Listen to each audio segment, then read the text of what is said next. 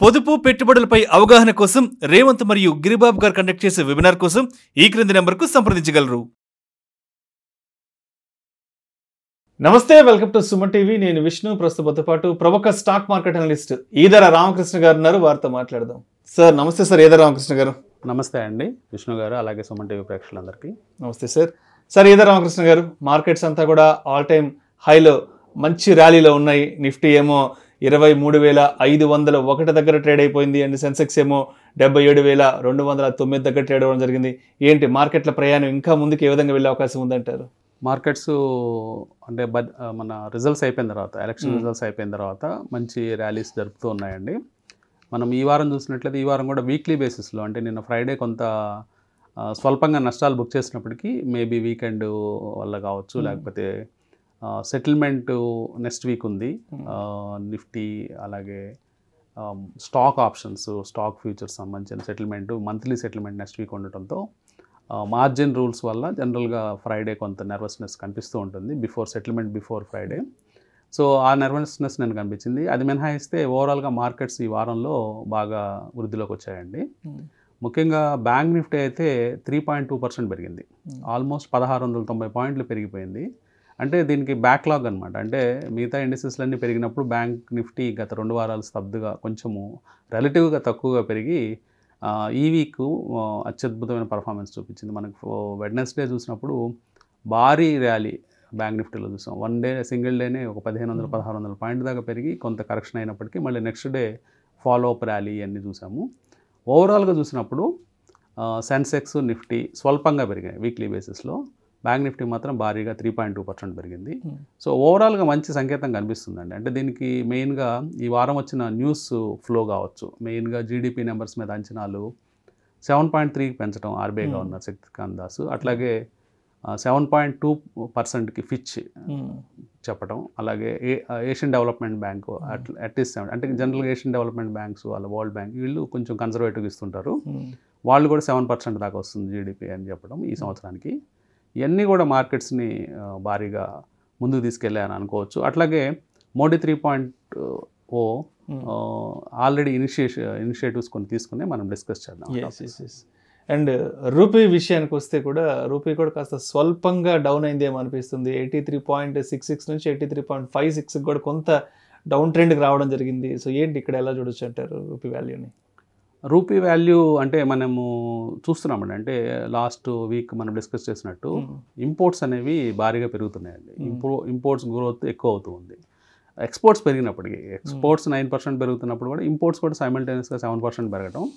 Trade deficit అనేది 23 billions, around $20-25 billion every month వస్తూ ఉంది. ఎప్పుడైతే ఈ డెఫిసిట్ వస్తూ ఉంటుందో, ట్రేడ్ డెఫిసిట్, ఆటోమేటిక్గా మనకి డాలర్ అవుట్ఫ్లో అనేది ఎక్కువ ఉంటుంది. సో డాలర్ అవుట్ఫ్లో ఎక్కువ ఉండటం, అలాగే ఎఫ్ఐఎస్ మీరు అబ్జర్వ్ చేస్తే లాస్ట్ 3 years నుంచి కొద్ది గొప్ప ఈ మధ్య కొంటున్నారు కానీ ఎక్కువ భాగం అమ్మకాలు జరిపారు. సో వాళ్ళ నుంచి కూడా డాలర్ అవుట్ఫ్లో ఉంది. సో ఈ కారణాల చేత రూపీ కొంచెం వీక్ అవుతుంది. అలాగే భవిష్యత్తులో రాబోయే కొన్ని నెలల్లో కూడా రూపీ ఇంకొంచెం వీక్ అయ్యే ఛాన్సెస్ ఉన్నాయండి. రైట్. అండ్ అదేవిధంగా మోడీ 3.0కి సంబంధించి ఎటువంటి ప్రణాళికతో ముందుకెళ్తున్నారు అంటే, నేను చదివిన కొన్ని వార్తల్లో ఏముందంటే ఇన్ఫ్రాస్ట్రక్చర్ మీద పెద్ద ఎత్తున కాన్సన్ట్రేట్ చేశారు. దీనిలో భాగంగానే కూడా నార్త్ స్టేట్స్లో ఎయిర్పోర్ట్స్కి సంబంధించినటువంటి అభివృద్ధి పనులు వేగంగా మొదలు పెట్టారని కూడా విన్నాను. సో దాని గురించి కొంచెం డీటెయిల్గా మీ విశ్లేషణ తెలియజేయగలరు? మోడీ 3.0 అమలు మొదలైందండి. నెక్స్ట్ 100 daysలో ఫుల్ ఫ్లెడ్జ్డ్ ప్లాన్స్ తెలుస్తాయి. ఇనిషియల్గా వాళ్ళు తీసుకున్న డెసిషన్స్లో మెయిన్గా ఖరీఫ్ పంటలకి కనీస మద్దతు ధర ఇవ్వడం జరిగింది. సో దీని ద్వారా ఒక 2.88 lakhs crores 2,88,000 కోట్ల ధనం రైతులకి అందుబాటులోకి వస్తుంది. అంటే రైతుల చేతిలోకి ఎక్కువ డబ్బు వస్తుంది. సో రాబోయే సంవత్సరంలో సో అది పెద్ద చేంజ్. అంటే రైతులు అంటే మధ్యతరగతి రైతులు, చిన్న రైతులకి చాలా ఉపయోగపడే అంశం ఇది, కనీస మద్దతు ధర పెంచడం అనేది. తర్వాత మీరు అన్నట్లు ఇన్ఫ్రా పుష్ కనుక చూసినట్లయితే వారణాసి ఎయిర్పోర్ట్ను ఆధునీకరణ చేస్తున్నారు, అంటే ఎక్స్పాన్షన్ చేస్తున్నారు. సో దానికి ఒక 2,700 కోట్ల రూపాయలు స్పెండ్ చేస్తున్నారండి. అలాగే ఫోరెన్సిక్ ఇన్ఫ్రాస్ట్రక్చర్ని పెంచుతున్నారండి. అంటే క్రిమినల్ లాని ఇంప్లిమెంట్ చేయబోతున్నారు ఈ సంవత్సరం. క్రిమినల్ లాలో కొత్తగా 3 లాస్ని తీసుకురాబోతున్నారు. సో దానికోసం 2,300 కోట్ల రూపాయలు స్పెండ్ చేద్దామని గవర్నమెంట్ అనుకుంటుంది. వీటన్నిటికంటే పెద్ద ఒక పని ఏంటంటే వాధ్వాన్ అంటే మహారాష్ట్రలో ఉన్న పోర్టుని డెవలప్ చేయాలని, అంటే ఒక 76,000 crores భారీ ప్రణాళికలతో ఆ పోర్టుని డెవలప్ చేద్దామని అనుకుంటున్నారు. ఇది కనుక కంప్లీట్ గ్రీన్ ఫీల్డ్ పోర్ట్ అండి. అంటే గ్రీన్ ఫీల్డ్ అంటే స్టార్టింగ్ నుంచి ఫ్రమ్ స్క్రాచ్ నుంచి మొదలు పెడతారు. దాదాపుగా 76,000 crores దీని కాస్ట్ అని ఎస్టిమేషన్స్ ఉన్నాయి. సో వన్స్ ఈ పోర్ట్ కనుక కంప్లీట్ అయితే రాబోయే సంవత్సరాల్లో వరల్డ్లో టాప్ 10 పోర్ట్స్లో ఒకటి అవుతుంది.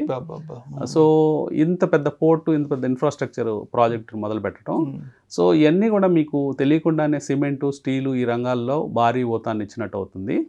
సో ఇన్వెస్టర్స్ అంటే ఇట్లాంటి అంశాలు మనం విన్నప్పుడు చూసినప్పుడు ఏ స్టాక్స్లో మనకి బెనిఫిట్ అవుతుందండి స్టాక్ మార్కెట్ పాయింట్ ఆఫ్ వ్యూలో. ఇప్పుడు రైతుల దగ్గరికి ఎక్కువ మనీ వస్తుందంటే లైక్ ఎఫ్ఎంసీజీ స్టాక్స్, కన్సంప్షన్ అట్లాంటివి మనం చూసుకోవచ్చు. అలాగే కన్స్యూమర్ డ్యూరబుల్స్ తక్కువ స్థాయిలో, అంటే ప్రతి ఒక్కళ్ళు వీళ్ళు కనీసం ఎయిర్ కూలర్ కొనుక్కోవడం, ఫ్యాన్ కొనుక్కోవడము, లేకపోతే ఇంటిని కొంచెం బెటర్మెంట్ చేసుకోవడం, ఏదో ఒకటి చేసుకుంటారు మధ్యతరగతి ప్రజలు, సాధారణ ప్రజలు. అలాగే అలాగే ఇన్ఫ్రా పుష్ వచ్చినప్పుడు ఇన్ఫ్రా స్టాక్స్, ఇన్ఫ్రాకి సంబంధించిన స్టాక్స్, మెయిన్గా రా మెటీరియల్స్ కావాల్సిన సిమెంట్, స్టీల్ ఇట్లాంటి వాటి మీద ఫోకస్ చేసుకోవడం బెటర్. అండ్ అదేవిధంగా ఒక 46 ఫర్మ్స్ లాక్ ఇన్ పీరియడ్ నుంచి బయటకు వస్తున్నాయంట. దానివల్ల పెద్ద ఎత్తున అమౌంట్ కూడా బయటకు వచ్చే అవకాశం ఉంది. కాబట్టి మరి ఈ ఇంపాక్ట్ అనేది అంటే మార్కెట్లను ఏ విధంగా ప్రభావితం చేస్తుంది అంటారు? చాలా పెద్ద మొత్తం అమౌంట్ కూడా బయటకు వచ్చేస్తుంది కదా లాక్ ఇన్ నుంచి. మీరు అన్నట్లు అంటే దాదాపుగా ఒక $12 billion అండి. $12 billion అంటే 1,00,000 కోట్ల రూపాయల వర్త్ ఆఫ్ షేర్స్ రాబోయే 6 నెలల్లో ఒక 46 కంపెనీస్ నుంచి, అంటే రీసెంట్గా ఐపీఓస్ కానీ ఎఫ్పిఓస్ ఇచ్చిన కంపెనీస్ అన్నీ కూడా, అంటే వాళ్ళ ఎంప్లాయీస్కి ఇచ్చిన స్టాక్ కావచ్చు, క్వాలిఫైడ్ ఇన్వెస్టర్స్కి ఇచ్చిన స్టాక్స్ కావచ్చు, యాంకర్ ఇన్వెస్టర్స్కి ఇచ్చిన స్టాక్స్, ఇవన్నీ కూడా లాక్ ఇన్లోంచి బయటకు వస్తాయి. బయటకు వచ్చినప్పుడు వాళ్ళు ఎలాంటి డెసిషన్ తీసుకుంటారా, అమ్ముకుంటారా లేకపోతే హోల్డ్ చేస్తారా అనేది ఇంకా తెలియదు. సో ఈవెన్ మనం 50% కన్సర్వేటివ్గా 50% అమ్ముకున్నారని అనుకున్నా కానీ, ఎందుకంటే జనరల్గా ఎంప్లాయీస్ వాళ్ళ జనరల్ మైండ్ సెట్ ఎలా ఉంటుందంటే ఈ షాప్స్లో వచ్చిన స్టాక్స్ని వాళ్ళు లిస్టింగ్ అప్పుడు అమ్ముకోవడానికి ఇష్టపడతారు. ఎందుకంటే కొన్నిసార్లు వాళ్ళు 3 సంవత్సరాల క్రితము ఇన్వెస్ట్ చేయటం ఇవన్నీ జరిగి ఉంటాయి. సో వాళ్ళ ఆర్థిక అవసరాల కోసం అమ్ముకునే అవకాశం ఉంది. కాబట్టి ఒక 50,000 కోట్లు మాత్రం సెల్లింగ్ వచ్చే అవకాశం ఉందండి. కానీ 50,000 కోట్లని మన మార్కెట్స్ ఈజీగా అబ్జర్వ్ చేసుకుంటాయని అనుకుంటున్నాను. అంటే ఎవ్రీడే మనము చూస్తున్నాము ఈ మార్కెట్స్ పెరగటము, అట్లాగే ఎస్ఐపిల ద్వారా కానీ మ్యూచువల్ ఫండ్స్ ద్వారా కానీ భారీ ఎత్తున ఫండ్స్ రావటం, సో పెద్ద ప్రాబ్లం కాదని మనం అనుకోవచ్చు. రైట్. అండ్ అదేవిధంగా ఎన్ఎస్సి నుంచి 2 కొత్త ఇండిసెస్ థీమ్స్ కూడా రాబోతున్నాయని కూడా విన్నాం కదా. సో దాని గురించి ఏం చెప్తారు? కొత్తగా ఒకటి రిలీజ్ చేయబోతున్నాండి. అంటే ఈ మంత్ మనకు ఆల్రెడీ రిలీజ్ అయిన చూస్తే NSE Nifty, NSE automotive and new age electric vehicles, NSE electrical vehicles new age automotive అని ఒక ఇండెక్స్ రిలీజ్ చేశారు. దాని మెయిన్ థీమ్ ఏంటంటే ఎలక్ట్రికల్ వెహికల్స్, అట్లాగే ఎలక్ట్రికల్ వెహికల్స్ సంబంధించిన కాంపోనెంట్స్ చేసే కంపెనీస్, అంటే బ్యాటరీస్ కావచ్చు, లేకపోతే సాఫ్ట్వేర్స్ కావచ్చు, దానికి సంబంధించిన వైరింగ్స్, అట్లాంటి అన్నీ ఆ గ్రూప్లోకి వస్తాయి. అదొక థీమ్గా తయారు చేశారు. ఆ ఇండెక్స్ ఒకటి తయారు చేయడం జరిగింది. అట్లాగే లేటెస్ట్గా ఎన్ఎస్సిలో ఇంకొక ఇండెక్స్ మొదలు పెడుతున్నారంటే ఎన్ఎస్సి నిఫ్టీ టూరిజం మీద కంప్లీట్గా ఒక ఇండెక్స్ తయారు చేస్తున్నారు. అది రిలీజ్ అవుతుంది. సో ఆ ఇండెక్స్లో ఏముంటాయంటే టూరిజం సంబంధించిన హోటల్స్, రిసార్ట్స్, అట్లాగే ఇప్పుడు కమర్షియల్ సైట్స్ ఉంటాయండి. అంటే ఈ మధ్య రీసెంట్గా మనకు ఐపీఓలో కూడా వచ్చింది ఇక్సిగో అని.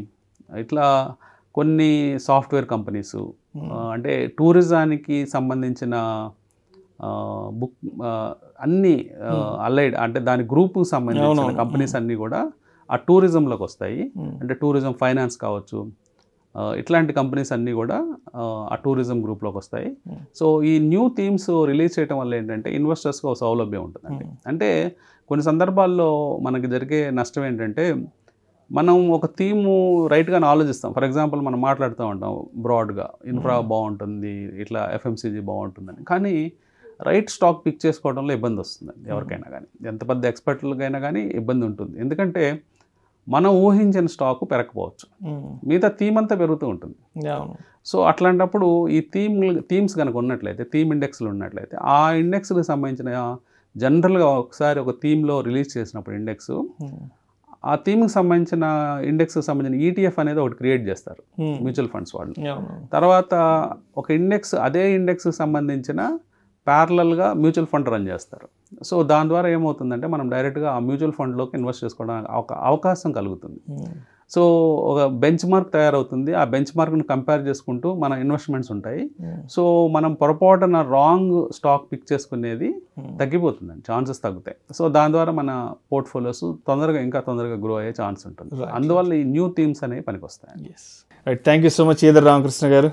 మన ఎకానమీకి సంబంధించి, మార్కెట్లకి సంబంధించి ఇప్పటి వరకు ఉన్న అప్డేట్స్ని కంప్లీట్ ఒక వీక్లీ రౌండప్ ద్వారా మీ విశ్లేషణ మన ప్రేక్షకులు తెలియజేశారు. Thank you so much Eedar Ramakrishna garu. Thank you. Suman టీవీలో మీ పర్సనల్ అండ్ బిజినెస్ ప్రమోషన్స్ కోసం కింది నెంబర్కి కాంటాక్ట్ చేయండి.